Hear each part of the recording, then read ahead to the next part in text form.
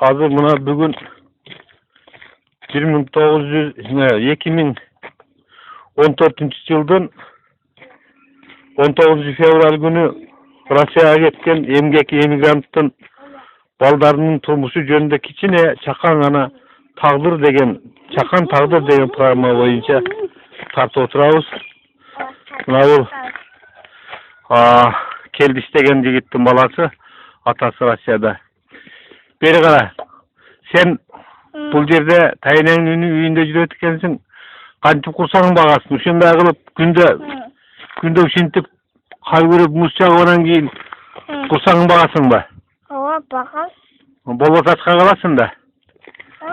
Ооба. Эгерде күрөбөсөң ачка каласың. Ооба. Ушинтип күн өткөрүп атасың ба? Өткөрсүм. Атаңдар акча салса керек, бирок сага эт бербей атабы? Бербейсиз. Бир мал эле нан жейсиң. Ооба. Суу ичесиң. Ичем. Эртең менен беште туруп иштейсиң. Дейм. Сенин көргөн күнүң ит деле көрбөй да койсун. Ушинтип кар күрөшөт экен. Мунусу карайбы, мунун баласы. Сен дагы энеңдин үйүндөсүң, а? Мен Назардын баламын. Назардын баласы. Атаң Россияда. Ооба. Сен болсо ушинтип күндө муз чагып, кар күрөп, анан кийин бир сындырым, бир читем нанга ээ болот экенсиң да. Сенин көргөн күнүң келечти көрсүн. Бу атаң акча салса керек, бирок эт жебей атасыңбы? Керек. Тамак жок. Суу ичесиң, нан жейсиң. Эртең менен беште турасың. Кечки 12'de жатасың. Бешереле.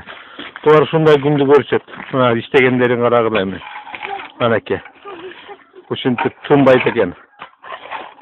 Тынбай иштешет экен, мына көрүп алгыла. Бир эле Россияда эмес, Кыргызстанда деле ушундай жашоону көрсөңөр болот. Мына. Болбосо ачка калышат экен. Бир читем нан үчүн эмгектенген балдардын тагдыры ушул.